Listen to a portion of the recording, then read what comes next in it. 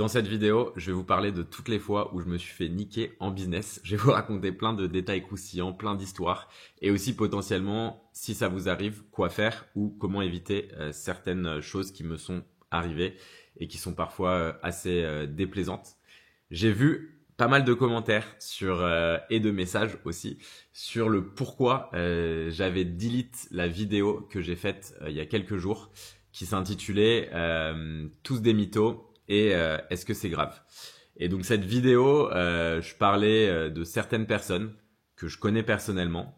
Et quand j'ai fait cette vidéo, mon objectif c'était de montrer en fait une sorte de limite dans potentiellement le storytelling qu'on peut voir en startup et aussi parfois le mensonge en fait, et expliquer que ça pouvait arriver de mentir et je me posais la question de savoir dans quel cas c'était grave ou non. J'ai tourné la vidéo en étant ultra naturel face à ma caméra et mon objectif, ça a jamais été de blesser les personnes dans la vidéo ni de tourner ça en mode clash ou clash d'influenceurs, etc. comme ce qu'on peut voir parfois sur sur Instagram. Et la vérité, c'est qu'après avoir discuté avec une des personnes que j'apprécie beaucoup, je me suis rendu compte qu'il avait des points qui étaient fers et que c'était une erreur de ma part d'avoir fait ça. Je pense que il y a plein d'autres sujets super intéressants dont je peux parler et à la limite en fait parler de personnes spécifiques, c'est jamais, surtout dans un cadre qui peut paraître négatif, notamment avec le titre de la vidéo qui est assez accrocheur et qui fait partie des règles un peu de YouTube, on le sait bien. C'était pas forcément le message que j'avais envie de véhiculer. Et donc, quand j'ai vu que cette personne que j'apprécie honnêtement avait été blessée et surtout que pour lui c'était pas spécialement agréable de voir ça, bah honnêtement, je l'ai delete. Mon objectif, moi, dans le business, c'est pas d'être méchant avec les gens, c'est pas de créer des fausses guerres. Mon objectif, c'est d'apporter un maximum de valeur à l'écosystème, comme vous le savez. Donc, j'ai préféré tout simplement delete. J'ai vu des gens qui mettaient Guillaume s'est fait kidnapper, il a reçu des coups de pression, etc. Non, vous inquiétez pas, je suis toujours vivant. Et non, pas de coup de pression. Je pense qu'en business, le plus important, comme d'habitude, c'est de communiquer. Plus vous communiquez quand vous avez des problèmes, plus vous essayez de réfléchir, en fait, de vous mettre à la place d'autres personnes et voir aussi le point de vue des gens qui vous entourent et plus vous allez réussir. En fait, c'est ce qu'on appelle de l'empathie tout simplement, mais ça vous servira toujours en business l'empathie parce que il faut se mettre à la place des gens. Si un business avant tout c'est quoi? C'est un problème que vous allez résoudre. Et pour vraiment bien comprendre le problème, il faut se mettre à la place de la personne qui le voit. Et donc, c'est une qualité que vous pouvez développer. Et la communication, c'est pareil, c'est une qualité que vous devez développer aussi. On ferme la parenthèse, on passe sur un sujet beaucoup plus intéressant qui est personnel, qui est toutes les fois où je me suis fait ken. On va commencer par les employés. Parce que je sais qu'en France, on a la narrative du méchant patron, etc., etc. Mais les employés, c'est quand même, j'en ai des histoires et j'en ai beaucoup. Donc pour contexte, je pense qu'au cours des 7 dernières années, j'ai dû recruter un peu plus de 300 personnes au total avec le turnover, etc. Là, on doit être un peu plus de 110, je crois, dans la boîte. Et du coup, il y a quand même eu des dingueries. La dinguerie, je vais commencer, je vais faire ça crescendo. Je pense que première personne, ça c'était une personne assez jeune qu'on avait recrutée qui en fait nous appelle pour nous expliquer qu'elle est malade, etc. Donc jusque là, pas de problème, tu vois, t'es malade, tu restes chez toi, il y a pas de souci, tu te mets en arrêt maladie, pas de problème. Et pour ensuite en fait que les gens de la boîte se mettent à nous partager les stories Instagram de cette personne qui était en train de teuffer à Mykonos. Donc ça c'est des trucs assez classiques qu'on a pu rencontrer chez certaines personnes. Bon bah clairement quand ça t'arrive, bah il y a pas grand chose à faire. La personne était en période d'essai, donc évidemment c'est l'avantage, je dirais, de la période d'essai en France, c'est que quand t'as une personne, tu vois, qui ment justement pour aller teuffer et faire n'importe quoi et ne pas respecter son contrat de travail, donc directement c'est assez facile à régler. On a eu une personne qui était assez douée aussi, qui en fait est venue en tant que développeur, ne mettait jamais sa caméra en fait quand il y avait des meetings et a fait croire en gros qu'il prenait beaucoup de temps à essayer de comprendre le code et tout, parce que quand tu rentres dans une boîte de logiciels comme la nôtre où la base de code est assez grande, ça met du temps avant de vraiment genre bien comprendre et de pouvoir justement être productif. Et donc du coup, on se posait pas trop de questions, on se disait bah peut-être qu'il prend un peu plus de temps que les autres, c'est pas grave et tout. Mais en fait, petit à petit en meeting, on se rendait compte que le mec parlait jamais, qu'il était pas très actif et qu'il avait pas sa caméra. Et en fait, il y a eu une fois où il s'est passé deux trucs qui étaient assez intéressants. Il y a une fois où on a fait un call avec lui. Et en fait, pendant le call, il y a eu une nouvelle adresse mail qui est arrivée, donc avec son prénom, mais un autre nom de domaine. Donc en fait, on a capté qu'il bossait à côté potentiellement pour une autre boîte. Donc on lui a demandé ce que c'était, pourquoi il faisait ça et tout. Et il nous a dit non, c'était un pote que j'aidais, machin et tout. Donc évidemment, moi j'ai contacté le CEO pour savoir. Et en parallèle, j'avais reçu un autre email d'une boîte qui m'avait demandé une référence de cette personne. Donc en contactant les deux, bah, je me suis rendu compte en fait que le mec, il avait 3 tafs. Donc qu'en plus de quasiment rien faire chez nous, il avait 3 tafs, il enchaînait les périodes d'essai, il prenait un maximum de cash et il essayait de niquer tout le monde. Je sais pas si vous connaissez le subreddit qui s'appelle Overemployed, mais en gros c'est des gens sur Reddit qui partagent leurs histoires sur comment ils font pour en foutre le moins possible au taf et essayer de cumuler 3, 4, parfois 5 jobs. Et donc t'as des gens en fait qui expliquent qu'ils bossent dans des grands groupes à bosser genre 1 heure par semaine, qu'on leur demande quasiment rien, qui font comme s'ils comprenaient pas la moitié du temps, et en fait qui essayent de niquer leur employeur. Donc dans ce cas-là, une fois de plus, il était en période d'essai, donc c'était assez facile. Un autre truc d'employé, donc là on va monter un petit peu dans les dingueries. Utilisation de la carte de crédit de la boîte pour acheter ces meubles. Bah oui, bien évidemment, c'est logique. Tu travailles dans une boîte, c'est bien évidemment logique qu'ils achètent ton canapé pour chez toi. Et oui, mais en fait les gens, ils sont totalement ouf. Quand j'ai vu ça, j'étais là, genre je vois une facture, tu sais, genre, je sais pas, 3 4 000 balles à Maison du Monde ou un truc comme ça, et j'étais là, mais en fait, qui a acheté ça, tu vois, au départ, en plus, tu te dis que c'est pour les bureaux ou un truc comme ça, donc tu demandes, il manquait la facture, donc je me suis demandé ce que c'était. Et en creusant, bah, je capte qu'en fait, c'est une personne de la boîte, en plus, qui a utilisé sa carte de crédit à son nom pour acheter ça, et elle s'est dit, c'est pas grave, Lemlist, ils font des dizaines de millions, on s'en fout, on peut s'acheter un canapé, on peut s'acheter une table basse et se faire kiffer. Non mais vraiment quoi. Et donc bah évidemment ça c'est pénalisé et c'est des gens après que tu peux renvoyer, mais bon c'est une procédure qui te prend du temps, c'est la confiance qui est cassée, etc. Un truc que j'ai eu aussi, ça par contre faut faire assez gaffe, c'était un mec qui bossait en SEO chez nous. Et en fait, du coup, le SEO globalement, c'est Search Engine Optimization. Donc, c'est comment est-ce que tu fais pour que tes articles arrivent à ranker en première position sur Google. Et donc, ce qui se passe en SEO, c'est qu'on parle beaucoup de backlinks. Donc, les backlinks, c'est quoi? C'est des liens d'autres sites qui pointent vers chez toi. Et pourquoi c'est utile d'avoir des backlinks? Parce que plus tu as de backlinks, globalement, je simplifie évidemment, mais plus tu as de backlinks, plus ton article va ranker puisque tu es identifié comme la personne qui connaît ce sujet puisque tout Internet pointe vers ton propre article. Et donc la personne qui était chez nous, qu'est-ce qu'il a décidé de faire? Il a décidé de vendre ses backlinks à plein de gens, donc plein de boîtes. Il les contactait, il leur disait hello, je travaille en SEO chez Lemlist. Si tu veux avoir un lien sur tel et tel article, t'as juste à m'envoyer 500 balles, 1000 balles et je te mettrai le lien vers ton site. Donc une fois de plus, comment je m'en suis rendu compte? Parce que tu peux te dire, bah au final tu le vois pas, enfin tu vas pas checker tous les articles, aller contacter les gens pour savoir s'ils ont payé pour être là ou pas. Enfin c'est là tu deviens sinon un gros fou quoi. Et ben l'avantage tu vois d'être une personne qui publie beaucoup de contenu, qui écrit partout sur LinkedIn, Medium, Instagram, etc.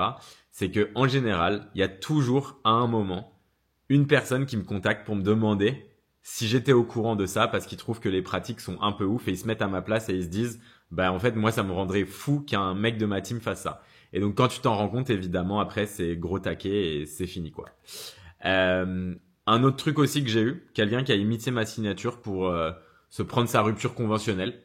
Ça c'était assez ouf, franchement, j'étais vraiment pas prêt. Mais du coup, c'est compliqué en fait parce que t'es dans une situation où soit tu vires la personne pour faute grave, soit en fait tu te dis bah de toute façon elle va partir et c'est une rupture co et t'as envie que le truc aille le plus rapidement possible. Donc j'ai choisi la deuxième option parce qu'en fait en France quand tu veux renvoyer quelqu'un qui fait des fautes graves, qui peut faire n'importe quoi et tout, bah les employés sont quand même vachement protégés. Une autre histoire, un prud'homme qu'on s'est tapé, où on a perdu 30 000 balles. On a perdu 30 000 balles. En fait, c'est une personne qu'on avait recrutée pour faire des vidéos sur YouTube à Paris, dans notre studio vidéo qu'on a. Et en fait, cette personne, elle habitait dans le sud de la France. Je vais pas mentionner l'endroit spécifique. Et en fait, elle voulait pas monter à Paris. Et donc, il y a eu un changement de manager pendant sa période d'essai. Donc, on savait plus trop ce qu'elle faisait et tout. Et elle était un peu cachée en remote. Et en fait, dans la fiche de job, en fait, c'était dit qu'il fallait venir à Paris, tu vois. Et donc moi, quand j'ai repris un peu le sujet, je me rends compte qu'elle vient pas, qu'elle veut pas venir, qu'elle dit qu'il faut que sa période d'essai soit validée pour qu'elle vienne sur Paris, qu'elle a pas besoin d'être là-bas, etc., etc. Donc on recadre le truc. La personne qui devient son manager lui dit, écoute, on va renouveler ta période d'essai. Il lui envoie un message Slack après avoir fait le point en live avec elle. On renouvelle ta période jusqu'à telle date, etc., etc. On lui dit, mais maintenant, il faut que tu viennes à Paris. Elle voulait toujours pas venir, sachant que on lui dit, ok, c'est pas grave. Nous, on a du coup un appartement à Paris où les employés peuvent venir parce qu'on a plein de gens à l'étranger et donc ils viennent pour passer là. C'est un bête d'appartement en plus, donc t'as vraiment zéro excuse pour ne pas être là. En plus, elle aurait même pas besoin de payer du coup son loyer, ce qui est quand même assez dingue. Elle vient de temps en temps, mais au final, on voyait qu'elle s'en foutait, qu'elle était vraiment pas du tout à mettre du sien, et ça se voyait que quand elle était en fait en remote, elle bossait pas, elle foutait rien et qu'elle attendait juste sa paye. Donc on lui dit bah écoute, fin de la période d'essai. Et là, la meuf, elle prend un avocat. Et en fait, ce qu'elle dit, c'est que on n'a pas renouvelé sa période d'essai. Et donc que le fait qu'on arrête, qu'on fasse semblant d'arrêter sa période d'essai, ben en fait c'est un licenciement abusif. Et donc elle nous attaque au prud'homme pour licenciement abusif. Et en fait, bienvenue en France. Et ben comme on lui avait pas envoyé d'email pour lui dire que sa période d'essai était prolongée et que c'était un message Slack et qu'un message Slack ça compte pas et que le rendez-vous évidemment n'avait pas été recordé, tu vas pas te mettre à avoir une putain de caméra à chaque fois que tu fais un meeting avec tes employés et tes collaborateurs, ça n'a aucun sens. Et ben du coup, le tribunal, après je sais plus 6 mois, 8 mois, peu importe combien de temps ça te prend, a décidé que nous devions lui payer 30 000 euros de dommages et intérêts. Bienvenue en France. Bienvenue en France. Donc ça, c'est le quotidien de ce qui se passe en France en fait. Et donc moi je trouve que c'est quand même assez ouf. Ça c'est vraiment un truc qui était assez ouf. Mais dans les employés, je vous ai pas remis la couronne de la personne qui nous a fait le plus gros coup de pute de l'espace, mais tu peux même pas t'imaginer le truc quoi. On avait codé un projet, une boîte qu'on a décidé de revendre. Sur cette boîte, on avait recruté un freelance qui était basé au Brésil. Et ce mec-là en fait, il vivait dans une autre planète. Donc on lui avait dit t'es au Brésil, du coup pour qu'on puisse taffer un peu ensemble, ce qui serait cool c'est que bah tu travailles au moins le matin, comme ça nous c'est notre time zone après-midi la soirée, on peut se faire un point quoi. Et du coup le mec je lui ai écrit une après-midi ici, donc le matin chez lui, il répondait pas. Et là il me répond genre 3 heures plus tard, il est 21h 22h. Je voulais faire un point avec lui parce que c'était le début, il bossait et les devs trouvaient qu'il était assez nul, donc je voulais savoir si ça se passait bien, si il y avait des problèmes de communication ou quoi, tu vois, essayer de comprendre un peu quoi. Et le gars je lui dis ben mec en fait je sais pas t'étais où quoi, pourquoi t'étais pas là la matinée alors que normalement le matin t'es censé travailler quoi, ça fait partie du contrat. Et le gars il me fait j'étais à mon cours de poterie. Je dis comment ça il me fait bah ouais j'avais un cours de poterie de 3 heures machin. Je dis mais en fait tu te dis pas que genre t'es censé travailler, tu vois, t'as ton contrat où c'est écrit noir sur blanc, tu vois, tu peux pas faire plus explicite que t'es censé bosser et être connecté de telle heure à telle heure parce que c'est le seul moment où tu peux communiquer avec les devs. Et ben non, le mec il s'était dit je vais prendre mon putain de cours de poterie, mais c'est pas ça la dinguerie qui est arrivée, vous inquiétez pas, ça c'était juste pour vous donner l'état d'esprit du gars. Donc nous ce projet il continue de grossir, on l'amène à 600 000 $ d'ARR, revenu récurrent annuel, et on décide de le vendre. On le vend à un groupe d'entrepreneurs australiens. Pendant la vente, lui, en fait, ça faisait 2 mois qu'il était là et donc, en fait, ça ne marchait vraiment pas. Il était super mauvais. Il nous avait créé des bugs, mais de l'espace. Mais bon, à la limite, ça peut arriver. Tout le monde peut faire des erreurs. Moi, je dis faire, c'est pas grave. Mais c'est pas le gars, en fait. En partant, il s'est dit, je vais voler le code, sachant qu'il avait rien fait sur le code vu que tout ce qu'il faisait c'était de la merde. Et 2, je vais aussi prendre la base de clients pour les contacter. Donc nous, on revend la boîte. Et en fait, en revendant la boîte, genre un mois plus tard, les mecs qui nous rachètent, ils se disent mais c'est quoi ce bordel? Pourquoi vous faites un concurrent, on va vous attaquer en justice, machin, machin et tout. Je fais bah calme-toi, de quoi tu parles? Et là, ils me montrent le profil de ce dev qu'on a viré. Ils me remontent son produit qui est en fait exactement la même chose. On check en plus parce que le produit c'était une extension Chrome, donc en fait tu peux facilement avoir accès à une partie du code et voir les fonctions qui sont appelées. Donc c'est facile de voir qu'il a copié le code en fait, parce que ce con, il avait même pas eu l'intelligence de renommer les fonctions que tu appelles dans ton code. Je vais pas rentrer dans le détail technique, mais bref, c'était vraiment genre un abruti quoi. Et là en fait, on s'est rendu compte que bon, la boîte, ils ne pouvaient pas nous attaquer parce qu'ils ont capté que c'était pas nous et que lui, on l'avait viré, on a montré tous les papiers et tout. Mais deux, en fait, ils ont rien pu faire. Et ça, c'est un truc, c'était une bonne leçon. Et je vous explique que potentiellement, c'est un truc qu'il faut que vous évitiez. C'est quand tu recrutes des freelances qui sont à l'international, ben en fait, c'est vraiment la merde si ils volent ton code. C'est vraiment la merde s'ils volent ton code parce que quand tu es en France et que tu as un développeur qui vole ton code, là tu l'attaques, ça peut aller très loin et ça peut faire vraiment très très mal. Il y a de la propriété intellectuelle en jeu. Enfin, tu vois, tu peux vraiment détruire la personne qui fait ça parce que clairement, bah, en fait, tu peux pas voler à une boîte. C'est un crime en fait de voler. Et il y a un moment où juste la loi c'est la loi, il faut arrêter les conneries quoi. Par contre, un mec qui est à l'étranger, en fait, ce qui se passe, c'est que toi tu vas attaquer sur le tribunal français. Mais lui, il était basé au Brésil, donc en fait, il va dire, moi, je comprends pas le français, attaquez-moi sur le tribunal brésilien. Donc toi, ça veut dire que tu dois prendre des avocats sur le tribunal brésilien. Eux, potentiellement, ils vont te dire, bah non, c'est un contrat français, ou c'est un contrat de ci, de ça. Et en fait, c'est un truc qui peut prendre, mais des années, en fait. Des années. Et si la personne a volé ton code et derrière fait un produit, évidemment, l'avantage, c'est que tu te dis, bon, le mec, il était mauvais chez nous, son business il a jamais décollé, même s'il avait volé le code, parce qu'en fait le business était basé sur une communauté, c'était impossible même en ayant le même produit, quand t'as pas le marketing, les canaux de distribution, etc. ça marchera pas, tu vois. Et donc du coup c'est un truc quand même, il faut faire grave attention. Et nous, tu vois, toute notre équipe dev, je pense qu'aujourd'hui il doit y avoir peut-être 40 ou 50 devs, ils sont tous en France avec un contrat français. Comme ça on sait que notre propriété intellectuelle, au moins, elle est sauvegardée. Du coup maintenant on va passer à un autre chapitre qui est les autres personnes qui ont pu me niquer. Donc truc classique, les bureaux. Récemment, je vais pas mentionner le truc, mais j'ai appris il y a une semaine qu'on allait potentiellement se faire niquer 1/4 de million. C'est pas encore sûr à 100%, donc je vais pas mentionner de nom. On a loué les bureaux via un prestataire de bureau qui lui en fait nous sous-loue le lieu. Et donc en fait on s'est rendu compte que ce mec-là ne payait plus au propriétaire, qu'il allait être en redressement judiciaire, alors que nous on paye quand même 80 000 balles par mois, donc à l'année c'est quasiment 1 million, qu'on avait du coup déposé la caution de 250 000 balles, et que comme cette boîte là qui nous loue, eh ben elle est en redressement judiciaire, ils nous disent que potentiellement la boîte elle va aller au tapis. Et donc nous on se dit ok, très bien, donc on va être potentiellement expulsé des bureaux, tu vois. Là tu te dis bah ça casse les couilles, mais ok, ça peut arriver que tu plies une boîte, mais par contre la caution, là, tu dois nous la rendre en fait. C'est 1/4 de million, 250 000 balles. La caution, c'est quelque chose que tu es censé mettre en fait dans un compte qui est séquestré. C'est légal en fait, c'est-à-dire que tu n'as pas le droit de toucher à cet argent quand tu prends une caution de quelqu'un. Et ces mecs-là, qu'est-ce qu'ils ont décidé de faire? Ils l'ont mis au passif. Donc en fait, ils se sont eu servi de l'argent, ce qui est clairement un crime. Et donc du coup, ils ont décidé de nous enculer. Et ça, franchement, ça fait pas kiffer. Donc c'était vendredi soir dernier, j'allais kiffer ma petite soirée, et là j'apprends ça, et là tu te dis, hey, c'est génial, tu vois.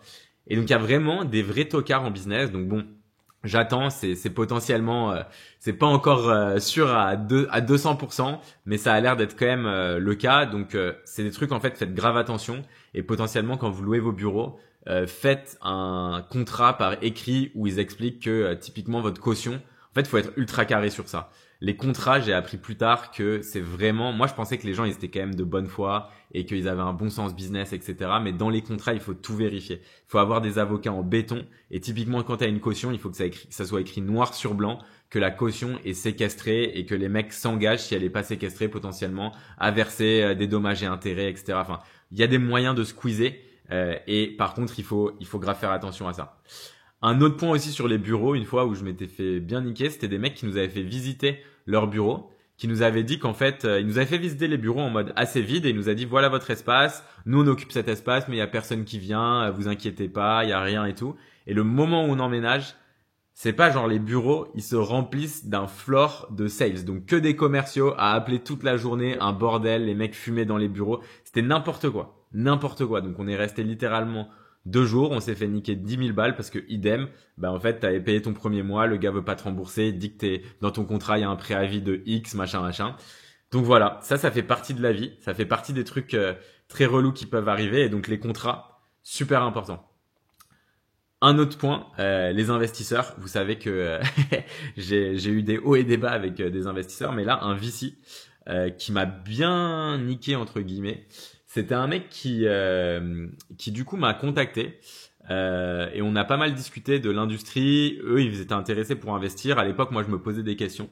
Et en fait, le mec commence à me poser mais énormément de questions sur toutes mes métriques. Donc, combien tu fais, d'où viennent tes clients, c'est quoi tes canaux d'acquisition, ça te coûte combien d'acquérir un client, c'est quoi la stratégie, qu'est-ce que tu es en train de faire, qu'est-ce qui marche le mieux. Il prenait genre masse de notes.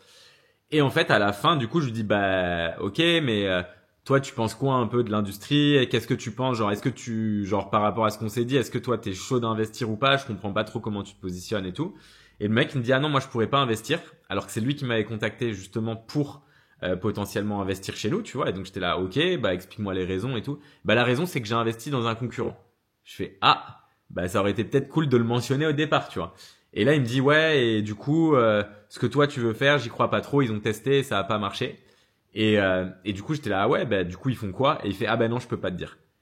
Et en fait, juste après, ces mecs-là, ils ont repris plein de trucs qu'on faisait. Ils ont commencé aussi à acheter notre nom sur AdWords pour essayer de voler tout notre trafic organique. Et ça, c'était à cause, bah, du coup, d'un gars comme ça qui est venu et qui a pas forcément une très bonne réputation. J'ai appris par la suite qu'il avait fait des coups de pute à d'autres personnes, mais le fait que sa mauvaise réputation va le suivre, ben en fait c'est un mec qui fera plus de deals. Et une fois de plus, je vous en parlais dans le karma. Là, je vous parle de toutes les fois comme ça où j'ai pu me faire niquer. Je prends du recul par rapport à ça. Et oui, on parle de grosses sommes d'argent dans plein de cas et ça rend fou. Mais la vérité, c'est qu'il faut croire au karma. Et que les gens qui font ce genre de trucs, c'est des gens, j'en vis pas une seconde de leur vie en fait. Ils sont maudits quoi. Ils vont être vraiment genre maudits. Il y a aucun intérêt à faire ça. Le business, c'est vraiment le jeu qui dure le plus longtemps sur Terre. Donc si toi tu te dis que je vais prendre des raccourcis en niquant des gens, ça marchera jamais. Pareil, idem, un gars, on fait une formation ensemble. Je mets ma tête, il met sa tête. C'est moi qui crée toute la formation. On dit qu'on va faire 50-50, etc. On fait la formation, on close pour 50 000 balles, je crois à l'époque. C'était au tout début de l'Emlist, donc 25-25, je crois, ou c'était dans 60 000 balles. Je sais plus combien on avait fait. Non, on avait fait un peu plus, pardon. On avait dû faire 70 000 balles. 35 000. Le mec veut pas me payer. Il veut pas me payer, il dit ouais, je veux que tu me cèdes à 100% les droits d'auteur de la formation, que je puisse la réutiliser comme je veux et tout. Je dis bah mec non, en fait on n'a jamais eu cet accord machin. Et il me dit bah je te paye pas, tu vois. Et moi je pensais pas que ça arrivait, que les gens payaient pas, tu vois. Et en fait si, ça arrive. Et donc là pareil, bah j'ai mis un avocat sur le coup, procès qui dure genre 2 ans et demi, ça casse les couilles. Le procès évidemment il est coupable, tout le monde s'en rend compte, enfin c'est assez facile. Et là tu te dis bah la justice l'a déclaré coupable. Le mec va te payer. Le gars continue de pas vouloir payer. Et donc là, pareil, tu dois faire appel à des huissiers, ça prend du temps en plus, etc., etc. Et donc c'est un truc, franchement, tous les procédures judiciaires que tu vas entamer, c'est globalement une perte de temps, enfin c'est de la charge mentale en plus, et ça sert à rien. Bon, au final, j'ai récupéré les 40 000 balles un peu plus tard. Ça m'a pas coûté beaucoup de temps parce que j'avais une bonne avocate dessus qui a fait tout le taf, qui a fait un taf génial et tout, mais voilà, tu vois, c'est pour vous dire, en fait, dans tous les cas, t'as des gens qui peuvent te niquer comme ça pendant 2 ans et demi, tu vois, tu vas pas toucher ton argent parce que c'est lent. Tout est super lent. La justice, c'est le truc qui va le plus lentement possible. C'est genre horrible. Donc, faut éviter à tout prix. Ah ouais. Autre point. Ça m'a coûté beaucoup plus d'argent. Ça m'a coûté quasiment 700 000 balles. Je vous le dis avec un petit sourire, mais dans les faits, j'avais envie de pleurer. J'avais vraiment envie de pleurer. Et ça, c'est un comptable qui m'a bien niqué. Avec qui je ne travaille bien évidemment plus. Mais en fait, faut faire vachement gaffe au comptable et à ce qu'il vous raconte.